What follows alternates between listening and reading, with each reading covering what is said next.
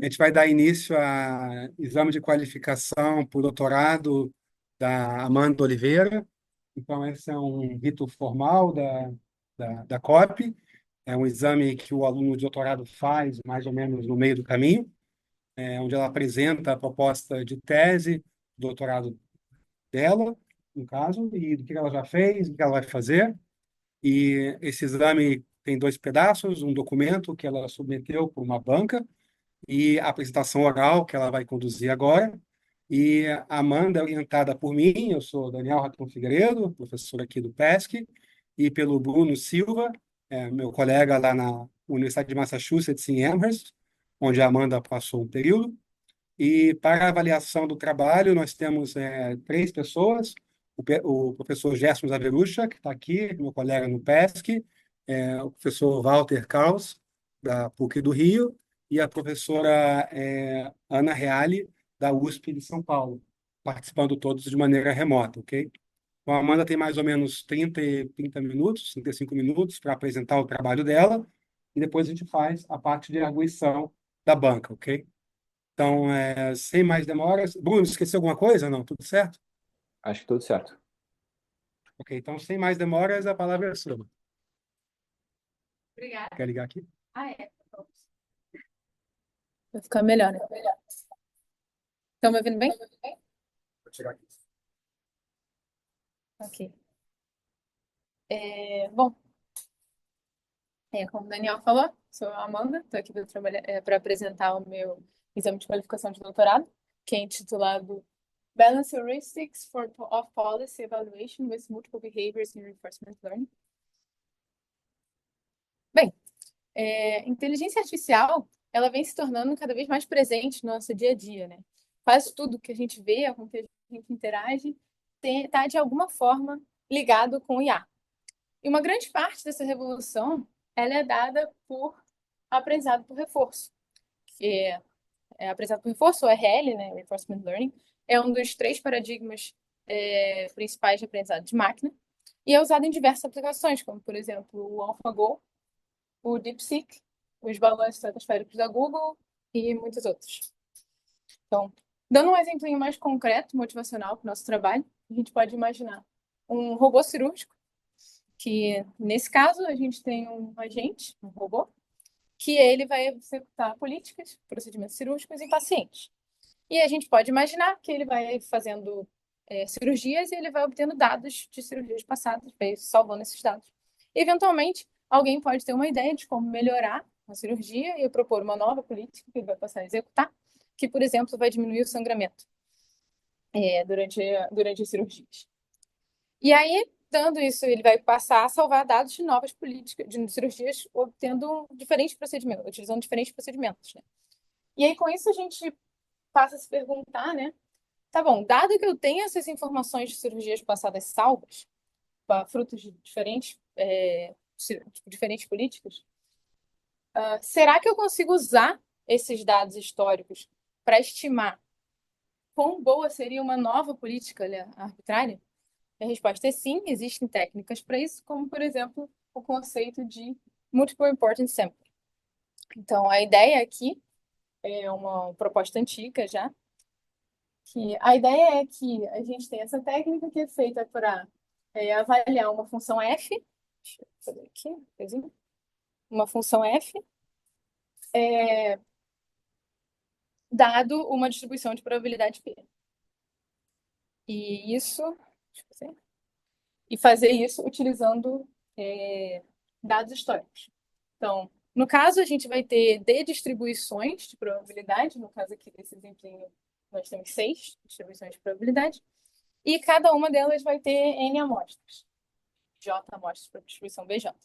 E o legal desse método é que a gente consegue estimar esse valor μ que a gente quer encontrar sem viés. Então, a gente tem aqui a fórmula, né? No qual esse x e j, no caso, seria a iésima amostra da jésima distribuição. E a gente usa essa informação dessas amostras para calcular essa estimativa μ chapéu, que tem um valor esperado igual ao valor que a gente quer, o μ que a gente quer estimar de fato. E aí, o x da questão aqui é que a gente tem esses pesos, beta j, que eles dão o peso que a gente associa para cada distribuição. Então, obviamente, a próxima pergunta seria, tá, mas quais pesos a gente escolhe? E uma forma de escolher esses pesos é utilizando a heurística do equilíbrio. Nesse caso, é uma proposta antiga também, que é bem usada na literatura. A ideia é que ele dá pesos para distribuições de acordo com um modelo de mistura, e esse modelo é bom porque ele tem variância superiormente limitada. Então, a gente tem uma garantia de que, pelo menos, ele não é uma escolha ruim de pesos. E aí, utilizar o Multiple Importance Sampling com essa heurística de equilíbrio se caracteriza num estimador. E aí, a gente pode se perguntar também o que é estimador. Então, só dando um passinho atrás para poder caracterizar esse conceito. Um estimador, ele nada mais é do que um método desenhado para computar uma quantia. Então, geralmente é uma quantia que é intratável, ou seja, a gente não consegue computar ela de maneira exata. E então a gente precisa de métodos para poder estimar esses valores. E aí, geralmente, existem muitas formas, vários métodos, vários estimadores para estimar uma determinada quantia, o que nos leva a um questionamento de avaliação de qualidade de cada um dos estimadores. E essa qualidade geralmente vai ser um compromisso entre diferentes fatores, como, por exemplo, o viés e a variância do estimador. É aquela velha máxima de não adianta a gente ter um estimador muito preciso que não é acurado e nenhum muito acurado que não é preciso, que não é nada preciso.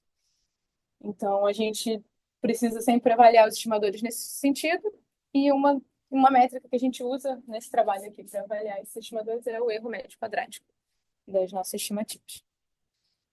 Ok, isso aqui é tudo falando de maneira muito geral, mas como eu falei no início, esse trabalho está inserido no contexto de aprendizado por reforço. Então, falar um pouquinho sobre o que significa, né, o que engloba aprendizado por reforço. Num problema de aprendizado por reforço, nós temos um agente Alô, e nós gente, me temos dá um só um minutinho que ambiente. eu tenho que pegar o E carregador do esse computador. ambiente pode ser, por exemplo, aquele ambiente de cirurgias que eu falei no primeiro slide. E a ideia é que o agente vai interagir com o ambiente, executando ações que vão fazer com que o ambiente mude o seu estado e forneça recompensas para esse agente.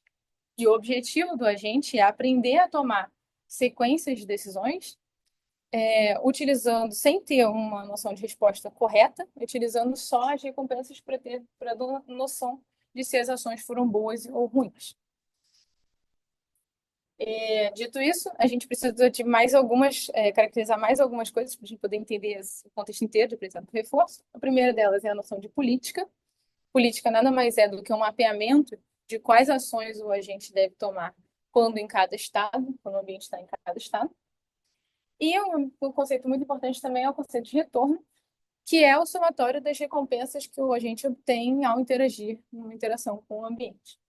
E a ideia é que a gente quer ter políticas que maximizem esse retorno. E aí a gente faz a modelagem do ambiente apresentado por reforço através de um processo de decisão de Markov, MDP. Então, para dar um exemplinho concreto, voltando para a ideia do robô cirúrgico, nesse caso aqui, a gente poderia pensar que os estados são, por exemplo, os sinais vitais do paciente, as ações são os procedimentos cirúrgicos que o robô pode realizar, e as recompensas podem ser, por exemplo, a taxa de sangramento, o tempo de recuperação e outras métricas parecidas, para dar uma noção de quão boa ou ruim foi a cirurgia. E aí, dito isso, a gente tem uma modelagem do sistema, mas a gente ainda precisa saber ter uma quantificação de quão boa ou ruim é uma política. E aí, para isso, a gente usa o que a gente chama de função de valor. Então, no caso aqui, o valor no estado S dado uma política π, nada mais é do que o retorno esperado, o retorno médio que a gente vai obter ao começar no estado S e interagir com o ambiente seguindo a política π. Ok, então com isso a gente tem como comparar. A ideia, obviamente, é maximizar o valor dos estados, estudar a política que maximiza o valor dos estados, e a gente consegue comparar as políticas, saber essa política é melhor porque essa política tem um valor de estado maior. Mas para a gente poder fazer essa comparação, a gente precisa saber os valores dos estados. Então, a gente precisa estimar, porque esses valores, no geral, para problemas que não sejam triviais, eles não são tratáveis. Então, a gente tem algumas técnicas para fazer isso.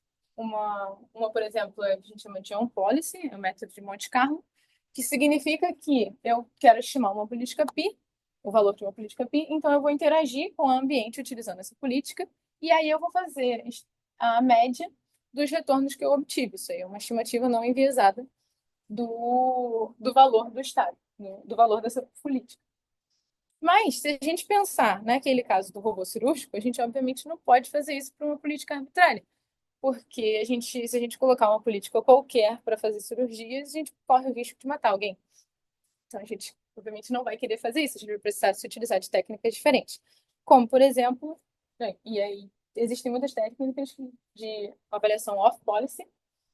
Então, nesse caso aqui, a ideia é que eu vou interagir com o ambiente utilizando uma política e usar esses dados para avaliar uma política diferente. Eu continuo fazendo uma média dos retornos que eu obtive ao interagir com o ambiente, mas eu uso um fator de correção, que nada mais é do que a ideia de, bom, se uma determinada trajetória ela é 3 vezes mais provável de ocorrer na política que eu quero avaliar do que na política que eu usei para obter os dados, então eu tenho que dar 3 vezes mais importância para essa trajetória, para esse retorno obtido. E aí um problema só desse método de importance sample é que ele geralmente tem muita variância, então a gente tem vários métodos propostos, como o PDS e o WS, para poder tentar reduzir a variância desse estimador. E aí, com isso, eu fecho essa ideia essa contextualização do trabalho, e eu queria motivar um pouquinho qual é o nosso objetivo aqui. Então, como eu já falei, existem muitas variantes de importance sampling, e existem métodos de multiple importance sampling que que fazem estimativas utilizando dados de diferentes distribuições. E a nossa hipótese é que a gente consegue construir um arcabouço para combinar essas partes de forma a obter diferentes estimadores que podem ser úteis na prática, né? Bons para aprendizado por reforço. E, além disso, a segunda parte do nosso objetivo seria entender, né, avaliar esses estimadores e entender quando seria bom usar cada um deles. E aí a gente chega com isso na contribuição desse trabalho. E a ideia é que justamente a gente propõe esse arcabouço de Multiple Importance Sampling para aprendizado por reforço. E aqui a gente propõe 3 variantes do método, no caso, a versão tradicional, uma versão por decisão e uma versão ponderada. Eu vou explicar um pouquinho mais o que são o que significa esses termos que eu estou falando mais à frente. Mas a gente escolheu essas variantes porque são variantes tradicionais de avaliação off-policy em aprendizado por reforço. E a gente, obviamente, vai fazer avaliações teóricas e empíricas em cima desses estimadores propostos. Bem, agora falando rapidamente sobre os trabalhos relacionados, essa ideia de Multiple Importance Sampling no contexto de aprendizado por reforço ela não é nova. Existem trabalhos que aplicam isso ao contexto de Multi-Armed Bandits, bandidos multibraços, não sei se essa é a tradução correta. Existem também alguns trabalhos que aplicam heurísticas de peso das distribuições diferentes da heurística do equilíbrio, e existem até 2 trabalhos que a gente achou que aplicam a própria heurística do equilíbrio em um contexto de aprendizado por reforço geral. Então, a questão é esse primeiro aqui, MP, ele aplica considerando o caso específico de ter horizonte infinito, e aí ele faz a correção da distribuição estacionária, enquanto a gente faz a correção dos retornos. E o pós, na verdade, ele é um método de otimização de políticas, e aí ele propõe uma extensão para usar Multiple Importance Sampling, o que é muito interessante, mas eles praticamente não analisam nem de maneira teórica e nem empírica esses métodos. Então, que é um gap que a gente quer atacar com esse trabalho. Ok? Então, terminando a parte de motivação e contextualização, falar de fato para a nossa contribuição, que a primeira parte dela, desse arcabouço, seria adaptar o conceito de Multiple Importance Sampling para o caso de aprendizado por reforço. E aqui, relembrando aqui essa formulação do estimador de Multiple Importance Sampling, só que no caso de aprendizado por reforço, as amostras elas são trajetórias. Elas são, então, sequências de estados, ações e recompensas. E isso vai trazer algumas modificações na formulação. Então, basicamente, por exemplo, a função que eu quero estimar é o retorno obtido com essa trajetória. Eu tenho substituo a probabilidade da trajetória x e j ocorrer, dado que eu estou usando a política PIE, ou PJ, né? E isso essa razão de probabilidade se torna um produtório das probabilidades de executar uma ação dado um determinado estado. E aí, no final das contas, isso aqui a gente chama de rho só para poder facilitar a anotação, que é o que nada mais é do que aquele fator de correção que eu falei inicialmente em importance sample. E aí, o legal desse estimador é que ele não é enviesado, que eu vou colocar, não tenho tempo para entrar aqui nessa prova, mas a gente pode discutir depois se vocês quiserem. É só para mostrar que a gente sai ali em cima do valor esperado do estimador, dado as diferentes políticas de amostragem, e a gente chega que é igual ao valor esperado dado a política alvo, de fato. Bom, e aí para completar, o primeiro método que a gente propõe, né, que chamei de MIS-BH, né, porque BH é de heurística do equilíbrio, Balance Heuristics. A ideia é que a gente aplica a heurística do equilíbrio àquela formulação anterior. Então, a gente usa os betas, os pesos das distribuições, especificamente o beta J, que está a formulação aqui, e isso gera também, novamente, né, que no caso, uma fração de produtor, que para facilitar a anotação, novamente, só chamei do peso da heurística do equilíbrio. Ok, e aí com isso foi a primeira variante, né? Bem straightforward. E aí como eu tinha falado, a gente propõe uma segunda variante do método, que é a variante por decisão. A ideia aqui é que a gente faz a correção de cada recompensa individualmente. O que significa isso? Então, no caso geral, como eu já falei, o retorno é uma somatória de recompensas. E o important sampling, ele vai aplicar um fator de correção em cima do retorno inteiro. Mas, intuitivamente, o que acontece depois que eu obtenho uma determinada recompensa na trajetória não influencia mais nessa recompensa que já foi obtida.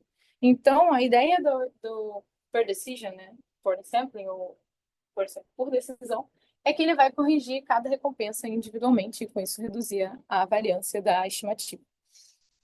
Então, só para mostrar como é que isso fica, estendendo para o caso de Multiple Important Sampling, né, basicamente, o estimador retorna um somatório de retornos corrigidos, e cada retorno corrigido é um somatório de recompensas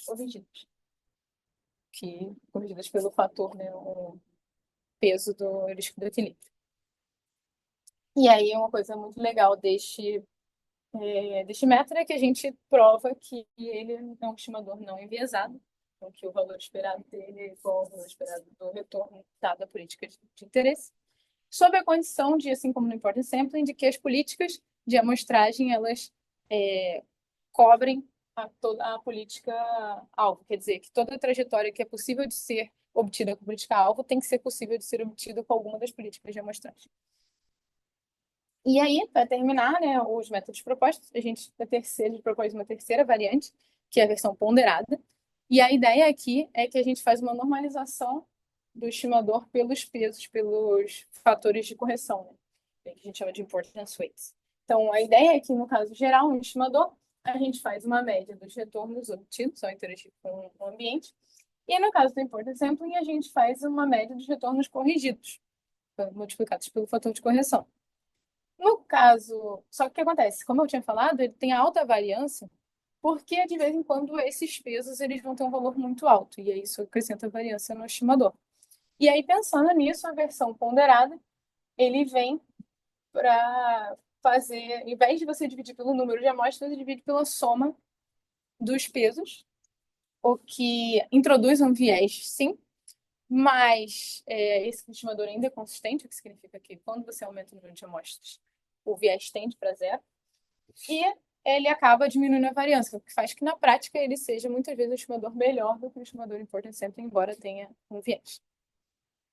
E aí, novamente, trazendo para o caso de multiple important sampling, né, a gente propõe duas variantes, que no caso, a primeira, a gente faz uma normalização pelos importance weights originais, e na segunda, a gente faz uma normalização pelo importance weights com a heurística do equilíbrio. Então, seria o importance weights multiplicado pelos pesos beta-J. Então, da heurística do equilíbrio. E aí, a princípio, a gente não testou, e a gente gostaria, então a gente não sabe qual seria o melhor, a gente até acha que esse seria melhor, mas a gente gostaria de testar e verificar esses dois para ver se algum tem vantagem sobre o outro, de fato. Com isso, fechando a parte teórica, né, do trabalho, Eu queria apresentar aqui alguns resultados experimentais, então, alguns experimentos preliminares que a gente fez, utilizando o ambiente de OpenAI Gymnasium. No caso, a gente usou dois ambientes diferentes, que é o Frozen Lake e o Taxi. E a gente usou esses dois para avaliar as duas primeiras variantes que a gente propôs, que é o tradicional e com a estimativa por decisão. E a gente a gente compara os diferentes estimadores utilizando o erro médio quadrático, como eu tinha informado anteriormente. E ok, então a gente tem o primeiro resultado aqui. Esse primeiro experimento, a ideia é que a gente tem dados on-policy, ou seja, a gente tem dados da própria política, e a gente escreveu o efeito de acrescentar dados de outra política, de off-policy, na avaliação dessa política. Então, basicamente, eu quero estimar o valor valor da política, uma política aleatória, que no caso você tem dado que o bonequinho está num lugar, ele pode ir para qualquer lado, para cima, para baixo, para um lado, para o outro, independentemente de onde ele está. E eu tenho uma segunda política na qual ele tem uma tendência de ir para baixo ou para direita. E aí, intuitivamente, essa segunda política faz que seja mais provável que ele chegue no presentinho, que é o objetivo dele.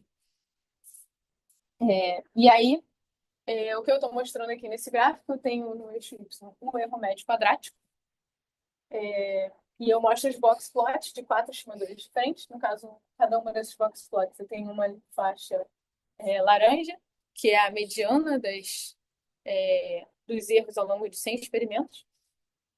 Essa região laranja clara, certeza de quartilhas, ou seja, 50% dos experimentos caíram dentro dessa região. Essa região pretinha limita o pior e o melhor caso que a gente obteve ao longo dos 100 experimentos. E essa retinha verde tracejada é a média do erro desses experimentos. Então, e aqui eu estou mostrando os 4 estimadores. Então, no caso, esse aqui é o on-policy, só os dados da própria política. Esse segundo mostra a estimativa off-policy, só usando os dados da outra política para estimar a política-alvo. Aqui, no terceiro, eu tenho uma combinação ingênua das trajetórias. Então, no caso, o que eu faço aqui é corrigir cada trajetória individualmente e aí fazer uma média de todo mundo. E, por fim, a gente tem a nossa estimadora utilizando a heurística do equilíbrio, de fato. E aí, o que a gente pode observar aqui é que a combinação ingênua, ela é melhor do que o off-policy, que com só o puro off-policy puro, e a heurística do equilíbrio ela é melhor, ela tem erro menor do que a combinação ingênua. E, inclusive, a heurística do equilíbrio não consegue melhorar a estimativa on-policy, que é um resultado bem interessante. Ok, a gente tem aqui um segundo experimento. Nesse caso aqui, a gente não tem mais dados on-policy, a gente só tem dados off-policy de 3 políticas diferentes, que são cada vez mais diferentes, distantes do alvo que a gente quer avaliar, e dá para ver que o erro delas vai aumentando, conforme a gente vai se tornando mais diferente. E aí eu faço novamente o estimador ingênuo e o estimador com heurística do equilíbrio, e a gente consegue observar novamente que a heurística do equilíbrio é melhor do que o estimador ingênuo e também parecido, mas ligeiramente melhor do que o melhor estimador off-policy. Importance sampling puro. E aí, para terminar essa análise do estimador tradicional, a gente traz esse terceiro exemplo, e nesse caso aqui, acho bem interessante, que a ideia era a gente avaliar o efeito de acrescentar dados de novas políticas. Então, a gente começa aqui, novamente no eixo Y, a gente tem o erro médio quadrático. E no eixo X, a gente tem o número de políticas utilizadas na estimativa. Então, intuitivamente aqui, nesse início, a gente tem só os dados de uma política só, então ele é equivalente à estimativa de importância normal. E conforme eu vou andando aqui, eu vou acrescentando dados de novas políticas. No caso das linhas tracejadas, eu começo com a pior política, ou seja, a política mais diferente da target, e eu vou acrescentando dados de políticas melhores. E no caso das linhas cheias, começo com a melhor política e eu vou acrescentando dados de políticas piores. E aí, o que a gente pode ver aqui é que quando eu estou com dados ruins, acrescentar dados é sempre bom. Mas se eu começo com a melhor política, no caso da combinação ingênua, acrescentar dados piores piora a estimativa, enquanto a heurística do equilíbrio ela é capaz de melhorar ou pelo menos manter o desempenho, embora eu esteja acrescentando constantemente dados piores. Então, esse é um resultado bem interessante que a gente trouxe, a gente avaliou. E aí, por fim, o último experimento que a gente fez, repetindo o segundo experimento que eu mencionei, só que agora no ambiente táxi, porque para avaliar a versão por decisão. Intuitivamente, a versão por decisão ela corrige cada retorno individualmente, cada recompensa individualmente. Então, a gente precisava de um ambiente que desse mais do que uma recompensa, que é o caso do Frozen Lake. Então, nesse táxi, a gente tem recompensa a cada intervalo de tempo. Então, a gente julgou que esse era um toy interessante para avaliar esse problema. E o que a gente mostra novamente são três políticas. Se a gente tem dados de três políticas diferentes, vai se tornando mais distante da alva, ela vai piorando a avaliação. E a gente tem aqui o estimador com combinação ingênua, e o estimador com uma heurística do equilíbrio, que tem um resultado já melhor do que o de combinação ingênua, e o estimador por decisão, que é bem melhor, significativamente melhor do que, inclusive, o heurístico do equilíbrio puro. Ok, e com isso a gente conclui os experimentos preliminares que a gente que trouxe para apresentar. E aí, falando só rapidamente dos próximos passos, né? A gente quer ainda fazer várias avaliações teóricas ainda em cima desses métodos. Em específico, a gente gostaria, por exemplo, de caracterizar o viés da versão ponderada do estimador, mas também caracterizar a variância e a complexidade computacional desses métodos. E, além disso, a gente também gostaria de fazer outras avaliações empíricas, não só utilizando TOIs, como a gente utilizou até agora, mas também ambientes realistas, e a gente tem alguns ambientes elencados para isso.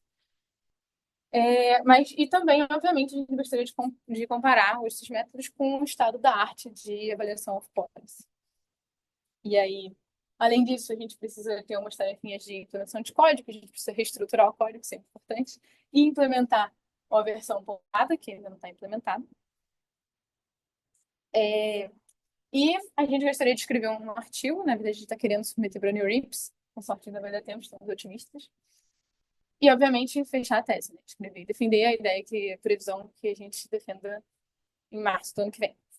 Então, só rapidamente mostrando o cronogramazinho, que a ideia, eu marquei aqui a submissão do artigo, seria em maio. E a gente gostaria de, depois disso, ainda desenvolver bem mais experimentos práticos, que certamente não vai ter tempo de terminar tudo até maio. E aí, defendendo em março do ano que vem. Bom, é isso. Obrigada pela atenção.